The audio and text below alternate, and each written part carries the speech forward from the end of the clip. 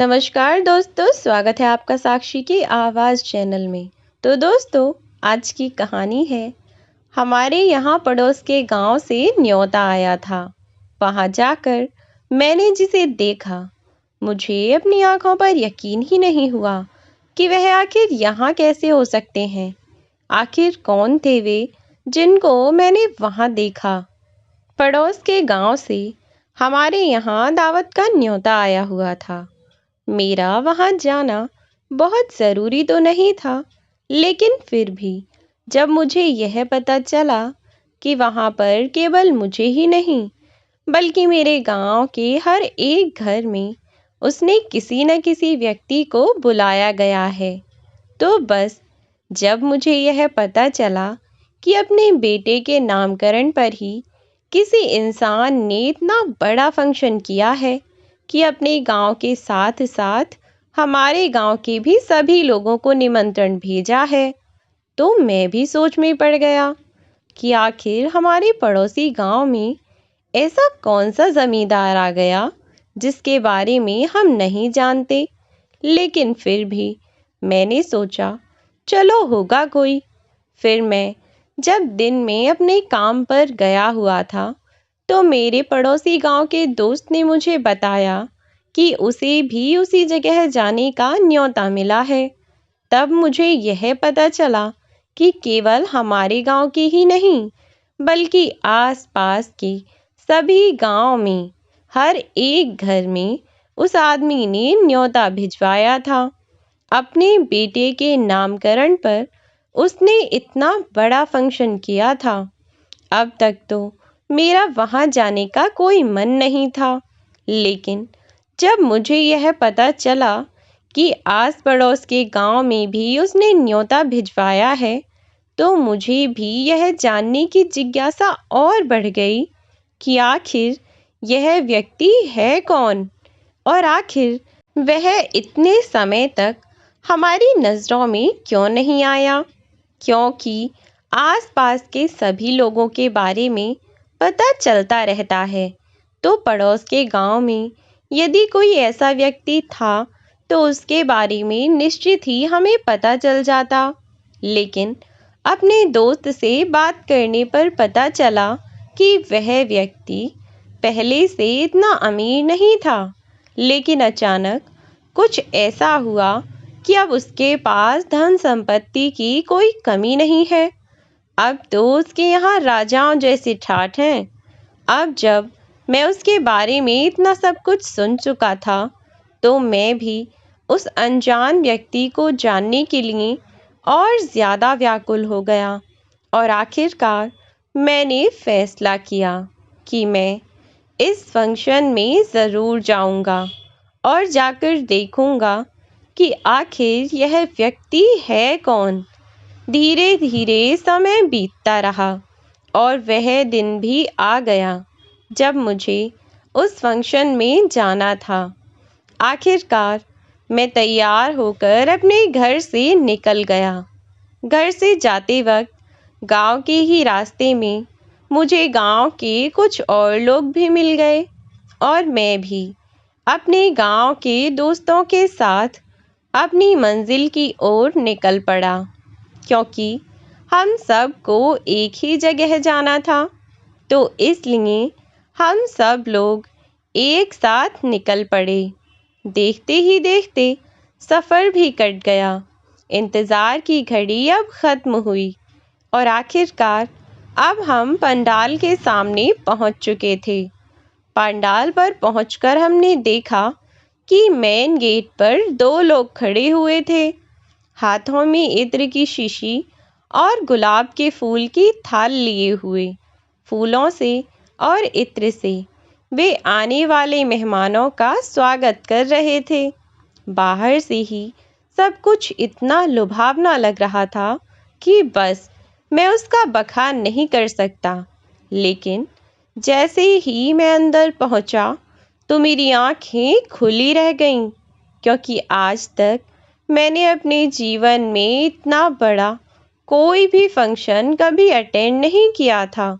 दरअसल सब कुछ वहाँ पर इतना आकर्षक था कि अंदर घुसने के बाद देखा तो पता चला कि वहाँ कम से कम बीघा भर के एरिया में टेंट लगा हुआ था।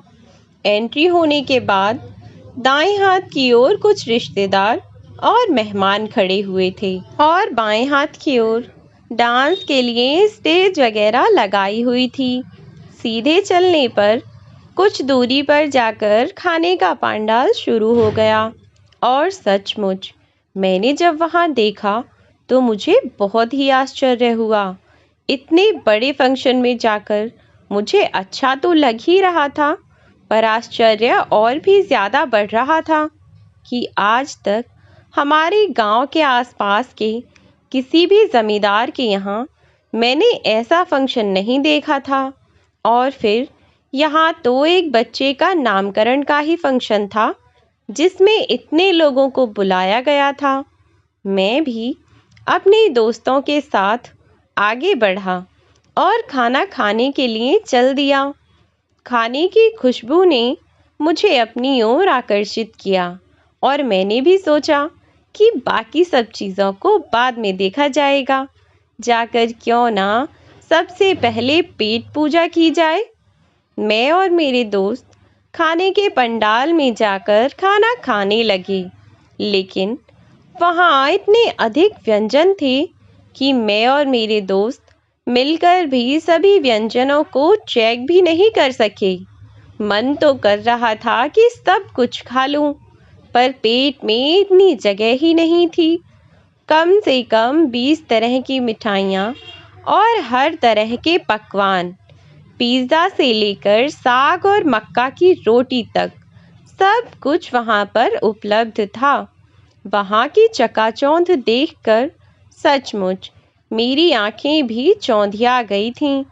आखिरकार पेट पूजा करने के बाद अब हम लोग उस तरफ चले गए जहाँ पर नवजात बच्चा और उसके पिता राजवीर थे।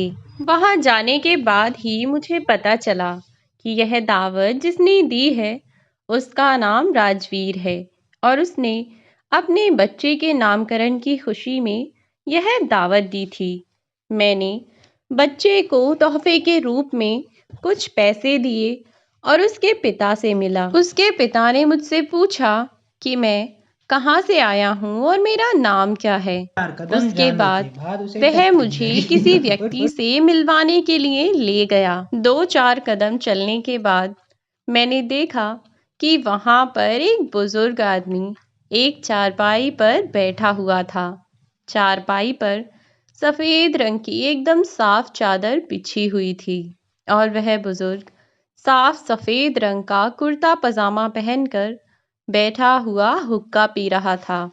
उसे देखते ही मुझे ऐसा लगा जैसे मैं इन्हें जानता हूँ, लेकिन मुझे लगा कि यह यहाँ अचानक कैसे आ सकते हैं। वहां पहुंचने के बाद जब उस बुजुर्ग ने मुझे देखा तो मेरा नाम पुकारते हुए बोले, आओ माधव, कैसे हो बेटा।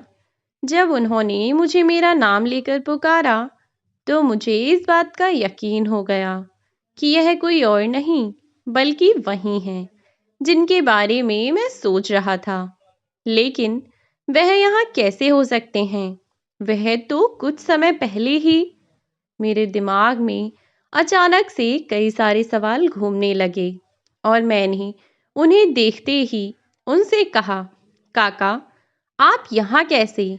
आप तो गंगा घाट से अचानक गायब हो गए। सोमेश ने आपको कितना ढूंढने की कोशिश की थी। जब वह आपसे कहकर गया था कि आप वहां से उठना मत, तो आप वहां से उठे क्यों? आपने सोमेश का इंतजार क्यों नहीं किया? अचानक आप गंगा घाट से कहाँ गायब हो गए? आपको पता भी है सोमेश आपको दिन रात ढूंढता रहा और वह बेचारा कितना परेशान रहा था। दरअसल अब तक सोमेश ने सभी रिश्तेदारों और गांव वालों को यह बताया था कि मैं पिताजी को लेकर गंगा घाट पर स्नान करवाने के लिए लेकर गया था। स्नान करवाकर जब हम लौट रहे थे तो मैंने पिताजी को वहीं बैठने के लिए कहा और मैं प्रसाद लेने के लिए गया। जब मैं प्रसाद लेकर वापस लौटा तो देखा कि वहां कोई नहीं था। मैंने ढूंढने की बहुत कोशिश की, लेकिन मुझे कोई नहीं मिला और मैं बहुत ज़्यादा परेशान हो गया। हम सबको भी बस यही पता था, लेकिन सच्चाई क्या थी? दरअसल वह कोई और नहीं, बल्कि मेरे मौसाजी थे, मेरी माँ की चचेरी बहन के पति थे। अभी तक जो सच्चाई हमें पता थी वह यही थी, लेकिन असली सच्चाई तो कुछ और ही थी, जो अभी तक हम सब से छिपी हुई थी। लेकिन अब मुझे काका ने बताना शुरू किया। वह मुझसे बोले, एक साथ इतने सारे सवाल? आराम से बैठ जा माधव, मैं तुझे सब कुछ बताऊंगा कि आखिर क्या हुआ और कैसे हुआ और कैसे मैं यहाँ तक पहुँचा। वे बोले, तेरी मौसी की मौत के बाद तो जैसे मुझ पर मुसीबतों का पहाड़ टूट पड़ा था। जब तेरी मौसी जिंदा थी तो उसके सामने से ही मुझे दिखाई देना थोड़ा कम हो गया था। वहीं मेरे सारे काम किया करती थी। सोमेश से मैंने कई बार कहा था कि सोमेश, मेरी आंखें बनवा दे बेटा, मुझे कुछ भी साफ से दिखाई नहीं देता है, मेरी नज़र बहुत कमज़ोर हो गई है। अब तो मैं अपने सामने रखी हुई चीज़ों को भी ढंग से देख नहीं पाता हूँ, बहुत धुंधला धुंधला दिखाई देता है। कई बार कहने के बाद भी सोमेश ने मेरी बात को सुनकर भी अनसुना कर दिया। जब तक तेरी मौसी जिंदा थी तब तक वही मेरे सारे काम किया करती थी। मुझे खाना देना हो, मेरे कपड़े धुलना हो, या मुझे कमरे से बाहर बाथरूम तक लेकर जाना हो, सब काम मैं तेरी मौसी के सहारे ही कर रहा था। लेकिन फिर अचानक तेरी मौसी की मौत के बाद तो मेरी तो जैसे दुनिया ही ठहर गई थी। मैं हर एक काम के लिए पूरी तरह से लाचार हो गया था और अपनी बहू और बेटे पर निर्भर भी। मेरे बहू और बेटे मुझे पूरी तरह से मुझसे ऊब चुके थे। हर छोटी छोटी बात पर मुझे सुनाने लग जाते और हमेशा ही मुझे जली कटी बातें सुनाते रहते। जली कटी सुनाने का कोई ना कोई बहाना ढूंढते ही रहते थे। एक दिन बहू ने खाना बनाकर रखा हुआ था। मुझे बहुत तेज बाथरूम लग रहा था और मैं बचते बचते बाथरूम जाने की कोशिश कर रहा था, लेकिन दिखाई ना देने के कारण बहू की बनाई हुई रोटियों पर मेरा पैर पड़ गया और बहू ने बिना कुछ सोचे समझे मुझ पर हाथ उठा दिया। बेटे ने भी बहू की ही तरफदारी की और कहा कि क्या गलत किया उसने, तुम तो हम पर बोझ बन गए हो, ना खुद कुछ करते हो ना कुछ कमाते हो, बस घर में पड़े पड़े खाते रहते हो, ऊपर से काम बिगाड़ते हो। सो अलग। मैंने अपने बेटे से कहा, सोमेश, मैंने तो तुझसे पहले ही कहा था कि मेरी आंखें बनवा दे, जो मुझे दिखाई नहीं देता तो इसमें मेरी क्या गलती है बेटा? जब मुझे कुछ दिखाई नहीं देता तो मुझसे गलतियां होना बहुत ही स्वाभाविक सी बात है। पर फिर भी मैंने बहू से अपनी गलती के लिए माफ़ी मांग ली थी और मेरा बेटा उस पर चिल्लाते हुए बोला, कमरे से बाहर ही क्यों निकलते हो? कमरे में बैठे बैठे क्या तुम्हें मौत आती है? बस जब देखो तब घूमते रहते हो। अरे, एक जगह बैठा नहीं जाता क्या? आंखें नहीं हैं, दिखाई नहीं देता, तो कम से कम कमरे में तो पड़े ही रह सकते हो ना। बेटे ने दुनिया भर की बातें सुना दी और मैं मजबूर था उससे क्या ही कहता। मैं रोज सुनता रहता था, पर इसमें कोई नई बात नहीं थी। अभी तक गनीमत यह थी कि बहू ने मुझे थप्पड़ नहीं मारा था। जब उसने मुझ पर हाथ उठाया तो बेटे ने आकर हाथ तो पकड़ लिया, लेकिन उल्टा मुझे ही सुनाने लगा था। अब मैं सोच रहा था कि मैं क्या करूं। कमरे के बाहर निकलने का मेरा मन तो करता था, लेकिन मैं जब भी अपने कमरे से बाहर निकलता तब ही ना चाहते हुए भी मुझसे अक्सर कोई ना कोई गलती हो ही जाया करती थी।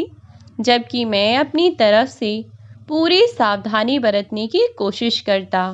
लेकिन फिर भी और गलतियों से बचने का मेरे पास कोई और रास्ता था भी नहीं, क्योंकि मैं कुछ अच्छी तरह से नहीं देख सकता था। अंधा व्यक्ति तो किसी भी चीज़ से टकरा सकता है, और जब भी मैं किसी चीज़ से टकराता तभी बस मेरे बेटा और बहू शुरू हो जाते थे। इसीलिए मुझे अंदर बैठे रहना पड़ता था।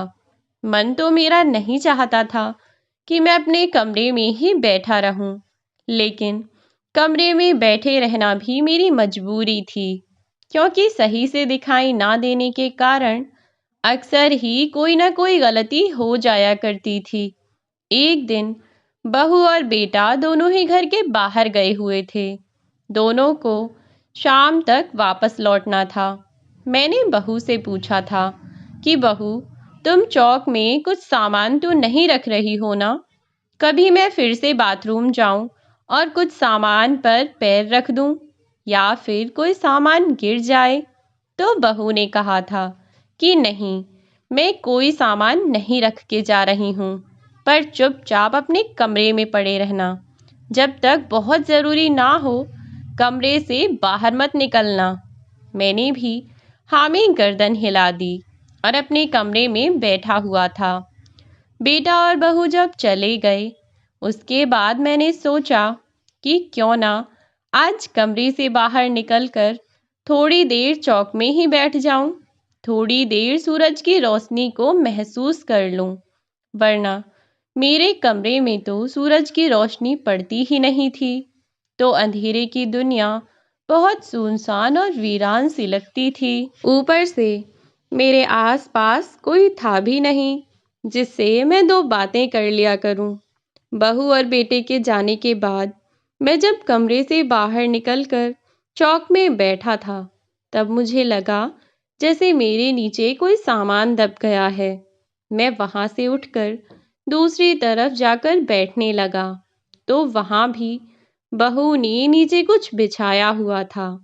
जब मुझे महसूस हुआ कि मेरे पैर किसी चीज से गंदे हो गए हैं, तो मैंने अपने पैरों को पोंछा और कमरे में चला गया और वहीं लेटा रहा। जैसे ही शाम हुई और बहू बेटे घर में आए, वैसे ही बहू दमदमाती हुई मेरे कमरे में आ पहुंची, और साथ में सोमेश भी था। उसने मुझे कहा कि मैंने उसके सारे कचरी और पापड़ बेकार कर दिए हैं जो वह बनाकर गई थी। वह मुझे दुनिया भर की बातें सुना रही थी, और सोमेश भी खड़ा खड़ा सब बातें सुन रहा था। मैंने बहू से अपनी गलती के लिए माफ़ी भी मांगी, लेकिन फिर भी वह मुझे गालियां सुनाती रही। मैंने सोमेश से कहा, सोमेश, तेरी बीवी मुझे इतना भला बुरा सुना रही है, तू इसे समझाता क्यों नहीं? तब वह भी अपनी बीवी की तरफदारी करता हुआ बोला, क्या समझाऊं इसे? कुछ गलत तो नहीं कह रही है। जो भी कह रही है बिल्कुल सही कह रही है। लगता है अब तो तुम्हारा कुछ इंतजाम करना ही पड़ेगा। तुम अब इस घर में रहने के लायक नहीं हो। इतना कहकर सोमेश कमरे से बाहर आ गया। उसके बाद मुझे नहीं पता कि उन दोनों में क्या बात हुई, लेकिन अगले दिन से बहू और बेटे का व्यवहार बिल्कुल सामान्य हो गया था। वह मुझे कमरे के बाहर भी आने देते और किसी बात पर सुनाते भी नहीं थे। यहाँ तक कि सोमेश ने अगले दिन मुझसे आकर माफ़ी भी मांगी कि पिताजी, मुझे माफ़ कर दीजिए, कल शायद मैं कुछ ज़्यादा ही बोल गया। मुझे आपसे इतनी बदतमीज़ी से बात नहीं करनी चाहिए थी।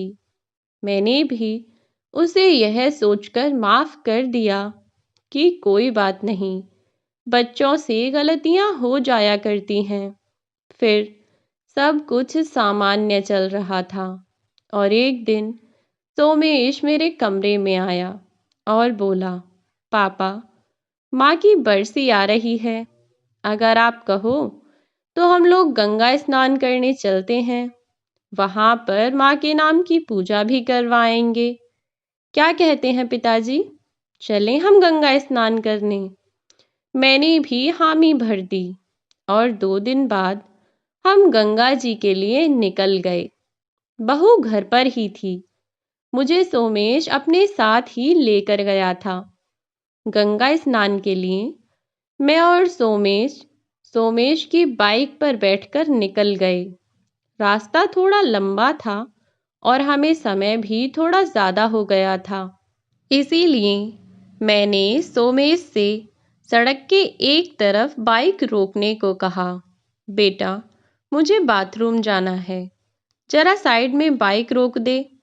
सोमेश ने कहा, पिताजी, बस अभी रोक देता हूँ, मुझे भी बाथरूम जाना है, तो आगे जाकर मैं रोक दूंगा। सड़क पर सुनसान सी जगह देखकर सोमेश ने बाइक रोक दी और मैं बाथरूम करने के लिए गया। मैंने कहा, सोमेश, तुझे नहीं जाना क्या? तब वह बोला, नहीं नहीं पिताजी, मुझे नहीं जाना, आप होकर आइए। तब मैं जितनी देर में बाथरूम करके वापस लौटा, मैंने देखा कि वहाँ तो कोई नहीं था। वैसे भी मुझे सही से दिखाई नहीं देता था, इसलिए मैं ज़ोर ज़ोर से सोमेश को आवाज़ लगाने लगा, लेकिन वहाँ पर कोई भी नहीं था जो मुझे जवाब दे पाता। मैं वहीं वहीं पर सोमेश सोमेश चिल्लाता रहा, लेकिन मुझे कोई भी जवाब नहीं मिला। मैं तो अपना सर पकड़कर वहीं बैठ गया। मुझे समझ ही नहीं आया कि मैं क्या करूं, क्योंकि कुछ पल में ही मैं खत्म सा हो गया था। न मेरे पास कोई परिवार था, न एक भी रुपया था, और ना ही मेरा शरीर ठीक था। यहाँ तक कि मैं तो कुछ देख भी नहीं सकता था। मैं वहीं पत्थर पर बैठकर रोता रहा और सोमेश सोमेश चिल्लाता रहा। मेरी आंखों से झरझर आंसू बहे जा रहे थे। देखते ही देखते सूरज ढलने लगा और शाम होने को आई, लेकिन वहाँ मुझे सोमेश नज़र नहीं पड़ा और ना ही मुझे सोमेश की आवाज़ आई।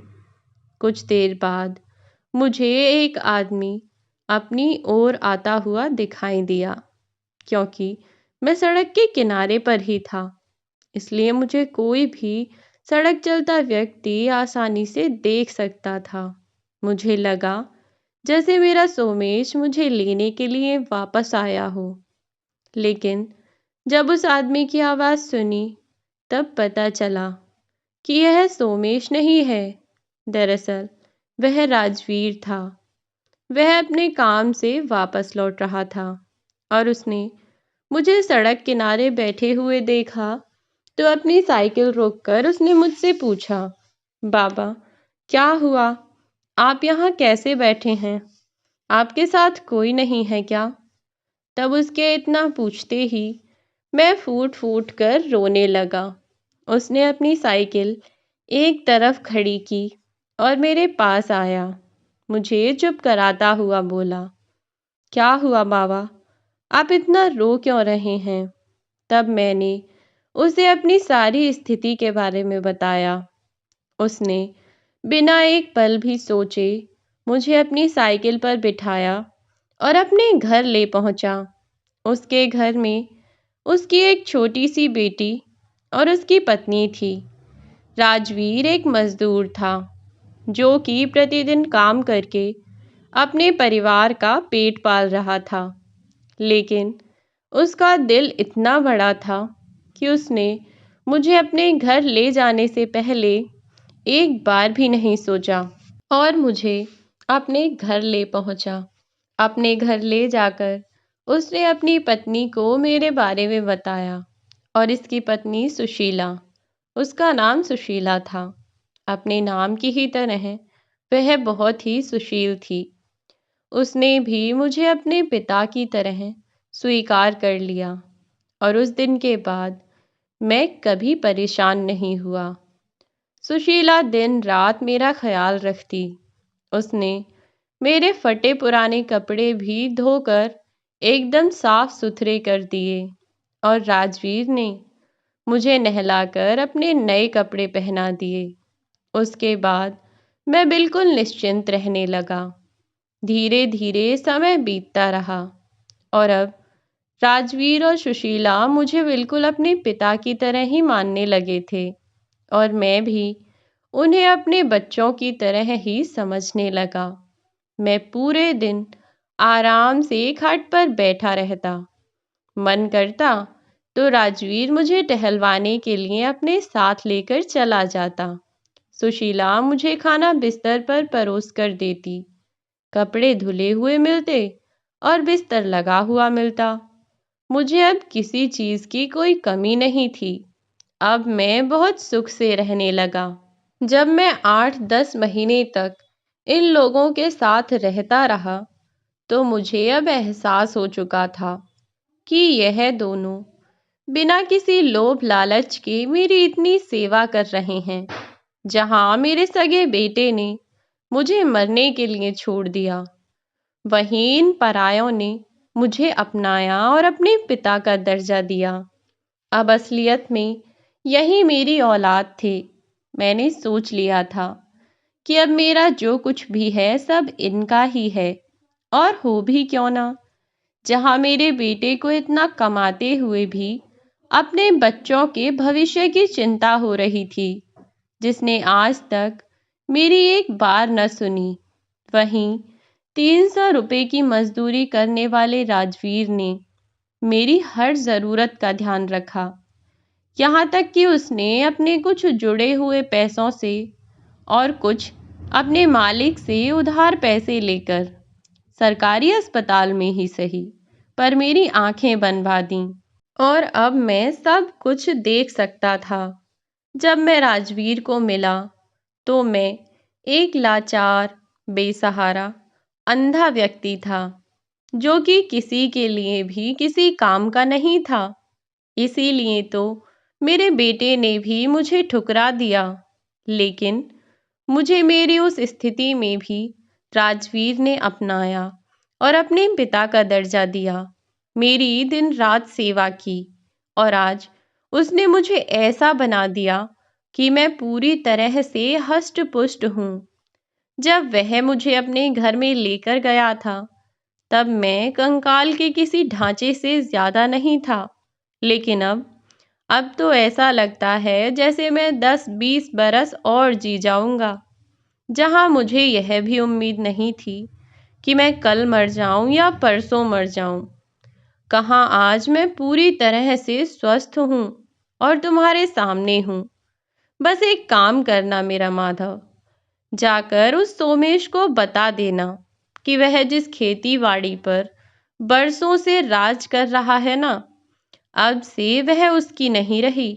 दरअसल जब राजवीर और उसकी पत्नी ने मेरी इतनी सेवा की तो क्यों ना मैं उन्हें उनकी सेवा का फल दूं। यही सोचकर मैंने 2 महीने पहले तहसील में जाकर अपनी सारी जमीन राजवीर के नाम कर दी। जिस जमीन के ऊपर मेरा बेटा नाच रहा था उसे उस जमीन में से फूटी कौड़ी तक नहीं मिलेगी। यह कहते हुए उन्होंने राजवीर को इशारा किया और राजवीर ने जमीन के कागज लाकर अपने पिता के हाथ में रख दिए। अब माधव को कागज दिखाते हुए राम सेवक जी बोले, देख ले माधव, अगर तुझे यकीन ना हो तो अपनी आंखों से देख ले। मेरे हिस्से की 100 बीघा जमीन में से 5 बीघा जमीन मैंने बेच दी और बाकी सारी जमीन मैंने अपने इस बेटे के नाम कर दी है। और हाँ, यह जाकर उस सोमेश को जरूर दिखाना, पर मैं कागज तो तुझे नहीं दे सकता। एक काम कर, फोन तेरे पास होगा ना, उस फोन में फोटो खींच ले और फिर उसे दिखा देना और यह भी बता देना कि आज के बाद वह मेरी जमीन पर नियत डालने की कोशिश भी ना करे, वरना कानून आजकल बुजुर्गों के लिए बहुत सख्त है। अब माधव ने उनसे विदा ली और जाकर अपने मौसेरे भाई सोमेश से मिला और सोमेश को सारी बात बता दी। साथ ही कागजात की वह फोटो भी दिखा दी और उसके पिता की तस्वीर भी, जिसमें वह किसी पहलवान से कम नहीं लग रहे थे। सोमेश तो उनको देखकर पहचान ही नहीं पा रहा था। ऐसा लग रहा था जैसे उसके पिता दोबारा अपने पुराने दिनों को जी रहे हैं। लेकिन जब उसने जमीन के कागजात देखे तो अपनी पत्नी को लेकर दौड़ता हुआ अपने पिता के पास पहुंचा। जैसे ही सोमेश और उसकी पत्नी राजवीर के घर पहुंचे तो उसका महल जैसा घर देखकर उनकी आंखें फटी की फटी रह गईं। उन्होंने दरवाजे पर दस्तक दी और सुशीला दरवाजा खोलने के लिए आई तो पूछने लगी कि आप कौन हैं और आपको किससे मिलना है।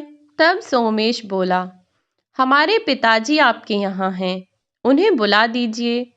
तभी चौक में बैठे हुए राम सेवक जी पर सोमेश की नजर पड़ी और वह दौड़ता हुआ अपने पिता के कदमों में जा गिरा। उसके पीछे पीछे उसकी पत्नी भी अपने ससुर के पैरों में जा गिरी और जाकर दोनों अपने पिता से माफी मांगने लगे और उन्हें अपने साथ ले जाने लगे। लेकिन राम सेवक जी ने उनके साथ जाने से साफ साफ मना कर दिया। लेकिन जब सोमेश और उसकी पत्नी राम सेवक जी के साथ जबरदस्ती करने लगे कि हम तुम्हारी औलाद हैं, तुम्हें हमारे साथ चलना ही होगा, तो मजबूरन राजवीर की पत्नी को अपना रौद्र रूप दिखाना पड़ा। गुस्से में आकर राजवीर की पत्नी सुशीला ने वहां रखा हुआ डंडा उठाया और सोमेश और उसकी पत्नी को पीटते पीटते घर से बाहर कर दिया और बोली कि जब तुम्हारे पिता को तुम्हारी सबसे ज्यादा जरूरत थी तब तो तुम्हें उनकी याद नहीं आई, और आज जब उन्हें किसी की जरूरत नहीं है तब तुम उनके पीछे दुम हिलाते हुए उनके पीछे पीछे चले आ रहे हो। अगर पिताजी की इच्छा होगी तो वह तुम्हारे साथ जाएंगे, वरना जबरदस्ती तो उन्हें यहाँ से कोई कहीं नहीं ले जा सकता, समझे तुम। राम सेवक जी ने भी दरवाजे पर खड़े हुए सोमेश और उसकी पत्नी को साफ शब्दों में समझा दिया कि आज के बाद इस घर की तरफ आने की कोशिश भी मत करना, क्योंकि आज से यही मेरे बेटे और बहू हैं। मैंने तुम्हें वह घर अभी तक दे रखा है जिसमें तुम लोग रह रहे हो, इसीलिए चुपचाप उस घर में रहकर अपना गुजारा करते रहो। अगर ज्यादा चूं चपड़ की तो वह घर भी मैं तुम लोगों से छीन लूंगा और तुम्हें अपनी पूरी जायदाद से बेदखल कर दूंगा। इसीलिए उस घर को अपने पास रखो और निकल जाओ यहाँ से। आज के बाद दोबारा यहाँ लौटकर कभी मत आना। और आज राम सेवक जी अपने बेटे राजवीर और बहू सुशीला के साथ अपने नए घर में अपने नन्हे पोते पोतियों के साथ खुशी खुशी अपना जीवन बिता रहे हैं। इतने मुश्किल समय में जिस बेटे और बहू ने उनका साथ दिया, सुख के समय में आखिर कैसे वह उनका साथ छोड़ देते। अब वे खुशी खुशी अपने बेटे बहू के साथ अपना जीवन बिता रहे हैं। तो दोस्तों, यह थी हमारी आज की कहानी। आज की कहानी आपको कैसी लगी हमें कमेंट बॉक्स में ज़रूर बताएं। वीडियो अगर अच्छी लगी हो तो लाइक और शेयर करना ना भूलें। साथ ही चैनल को सब्सक्राइब कर दें अगर आप इस चैनल पर नए हैं तो। बेल आइकन को प्रेस कर दें ताकि आने वाली वीडियोस की नोटिफिकेशन आपको मिलती रहे। आज के लिए बस इतना ही। मिलती हूँ नई वीडियो में नई कहानी के साथ। तब तक के लिए बाय बाय प्यारे दोस्तों।